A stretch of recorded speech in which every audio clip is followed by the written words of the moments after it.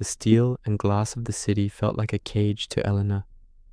The sun rose not as a symbol of hope, but as a relentless alarm, signaling another day of high-stakes negotiations and cold corporate strategy. Ticking of the clock mocked her. She was a woman who had mastered the art of the poker face, hiding the growing hollow in her chest behind designer suits. Her marriage to Mark was a quiet battlefield of unspoken resentments and separate bedrooms. In the polished mirror of her penthouse, Elena saw a stranger, someone who had traded the soft prayers of her youth for the hard currency of success. She hadn't thought of God in 20 years, viewing faith as a crutch, yet the emptiness persisted, a silent scream that no promotion could silence. The disruption came from a flickering phone screen. Her grandmother, Maria, was fading. A neighbor spoke of Maria's final wish to pass on a spiritual legacy. Maria lived in a remote village, a place Elena had avoided for a decade, fearing the memories it held. The dying woman's request was specific. Elena had to find the lost heirloom. Driven by a sudden sense of guilt, Elena left the glass towers behind. The dusty windshield of her luxury car seemed out of place among the grazing sheep. As she drove, the paved highways gave way to winding dirt roads, and the quiet rustle of ancient oaks replaced the roar of traffic. Entering Maria's cottage was like stepping back into a different century. The air was thick with the scent of aged wood, dried lavender, and the faint, lingering trail of incense. In the dim light of the bedroom, Maria lay frail, her eyes clouded but focused. She gestured toward an old, heavy wooden chest in the corner. Following the silent command, Elena knelt before the trunk. The chest groaned as she pried it open, releasing a cloud of particles that danced in the single beam of moonlight. Inside, beneath layers of moth-eaten wool, her fingers brushed against something cold. She pulled out a hand-made wooden rosary, its grains worn smooth by generations of fingers. Tucked beside it was a weathered prayer card, dated 1917, bearing the image of a radiant woman standing above a holm oak tree, Our Lady of Fatima. The moment Elena's skin touched the card, a physical jolt of warmth raced up her arm, settling in her heart with the force of a tidal wave. Suddenly, she wasn't a 35-year-old executive. She was 6 again, hiding in a dark cellar during a violent storm, paralyzed by a fear she had spent her adult life trying to bury. She remembered a voice promising she would be safe. The memory cracked her composure. Tears blurred her vision as she noticed a piece of folded parchment hidden beneath the lining of the chest. It was a letter from Maria written years ago. The ink was faded, but the message was clear. The family had survived a devastating tragedy during the Great War because of a sacred promise made to the Virgin of Fatima, a promise that was now Elena's to fulfill. The letter detailed a specific set of instructions, a vigil of the heart that required absolute focus. Just as Elena reached the part explaining what must be done to save her own fracturing life, the lights flickered and died, plunging the cottage into an oppressive velvet darkness. Before we continue, subscribe to the channel and tell us in the comments where you are watching from. The silence of the countryside was suddenly broken by a sound that made Elena's blood run cold. Despite being miles from the nearest neighbor, a rhythmic, gentle knocking began at the front door. It wasn't the frantic pounding of a traveler, but a steady summons that seemed to echo through the floorboards. She sat frozen, the 1917 prayer card still clutched in her hand, wondering who could possibly be standing on the porch in the dead of night. Elena stood paralyzed in the center of the dark room, the floorboards cold beneath her feet. The knocking had ceased, replaced by a silence so profound it felt heavy. Her heart hammered against her ribs, a frantic rhythm that contrasted with the stillness of the cottage. With trembling hands, she reached for the heavy iron bolt. As she pulled it back, the creak of the hinges sounded like a scream in the night. She braced herself for a stranger, but when the door swung wide, there was only the vast expanse of the countryside. No one stood on the porch. Resting on the weathered wood lay a single white lily. Its petals were luminous against the dark, and its fragrance was impossibly fresh, as if it had just been plucked in the height of spring. It was the middle of a dormant season, and there were no such flowers for miles. A sudden chill swept over her. Someone was watching over this house. Closing the door, Elena moved back to the kitchen table. She struck a match, its small flame igniting a stubborn candle.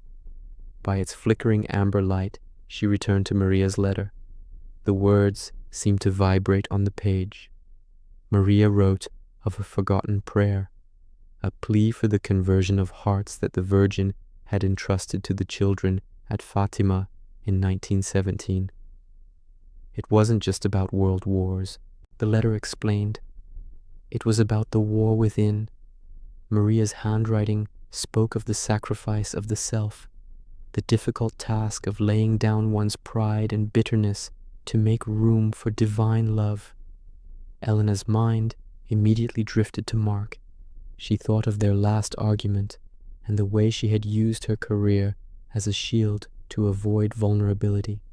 She had spent years building a fortress around her heart, convinced that self-sufficiency was her greatest strength. Now, sitting in her grandmother's home, that strength felt like ash. Skepticism clawed at her, a cynical voice whispering that she was losing her grip on reality. Yet, the emptiness in her chest was so vast that she was willing to try anything. Driven by a desperate need for peace, she decided to perform the vigil of the heart. She knelt on the hard floor, the wooden rosary beads biting into her palms. As she began to recite the "Oh my Jesus" prayer, words she hadn't spoken since childhood, the spiritual battle began. Every word felt like a mountain she had to climb. Her own intellect mocked her, labeling this a waste of time. She saw her life clearly, the greed, the coldness she had shown to others, and the way she had neglected Maria. The secret of Fatima revealed itself not as a prophecy of the future, but as a mirror to her soul. She realized the world was in darkness because individual hearts had extinguished their own light. The hours crawled by. The candle burned low, casting long shadows that seemed to dance with her doubts.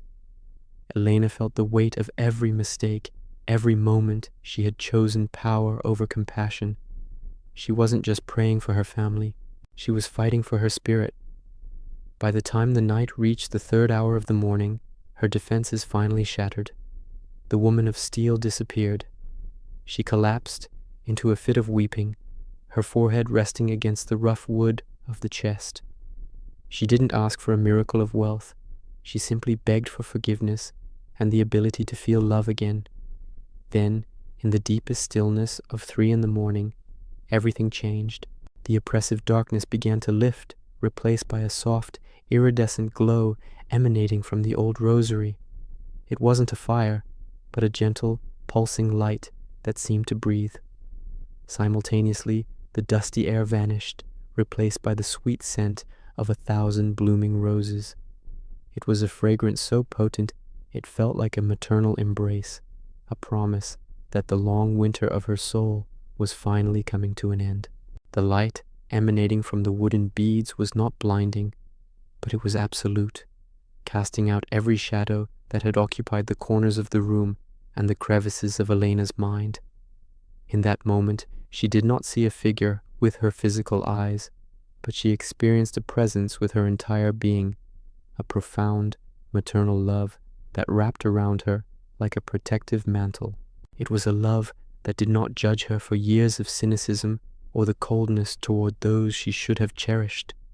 Instead, it offered a silent, overwhelming reassurance that she had never truly been alone, even when she was wandering in the spiritual wilderness of her own making.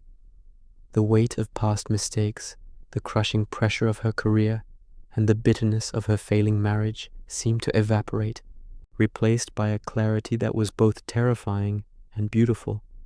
She realized that the prayer her grandmother had guarded was not just a tradition of the past, but a living tool for the healing of the world, starting with the restoration of her own broken heart.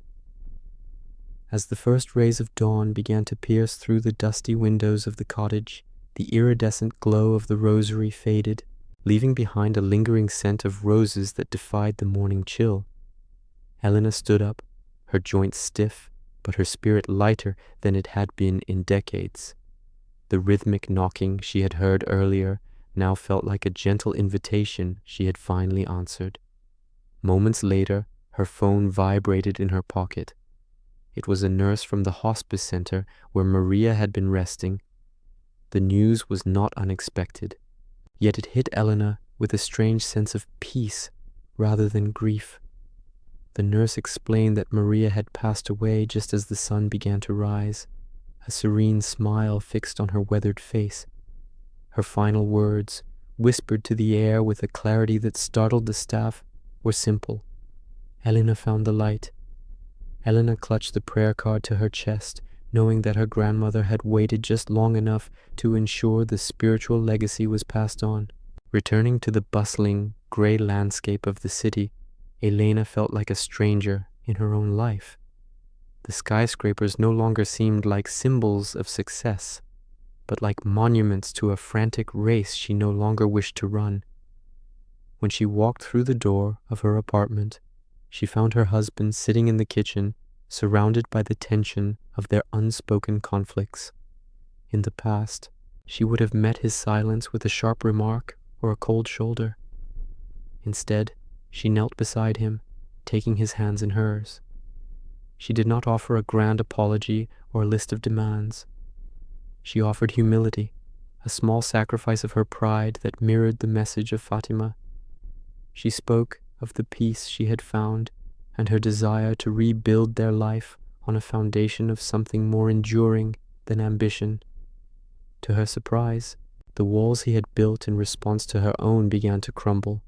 The reconciliation was not instantaneous, but for the first time in years, the air between them was clear.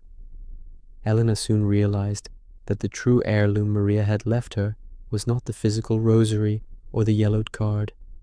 The treasure was the act of prayer itself, the meditative connection that bridged the gap between the human struggle and divine grace.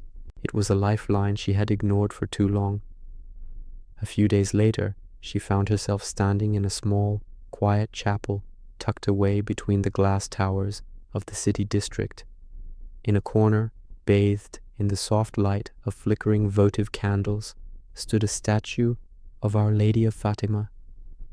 Elena looked into the eyes of the figure and saw the same profound peace she had felt in the dark hours of the village vigil.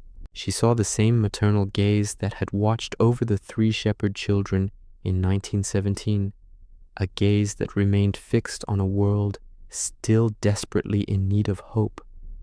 The message of Fatima, delivered over a century ago, felt more urgent to Elena now than ever before. It was not just a curiosity or a prophecy of global events. It was a personal call to arms for the soul. In a world that often prizes noise over silence and ego over sacrifice, the invitation to penance and prayer stood as a revolutionary act of love. Elena understood that the wars of the world were merely reflections of the wars within individual hearts, and that the only way to achieve true peace was through the conversion of the spirit.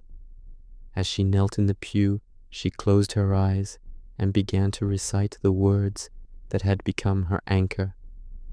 "O my Jesus, forgive us our sins, save us from the fires of hell, and lead all souls to heaven, especially those in most need of thy mercy."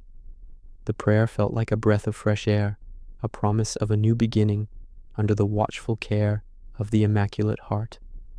Elena walked out of the chapel, not as a woman drowning in the world, but as a woman walking with the light forever.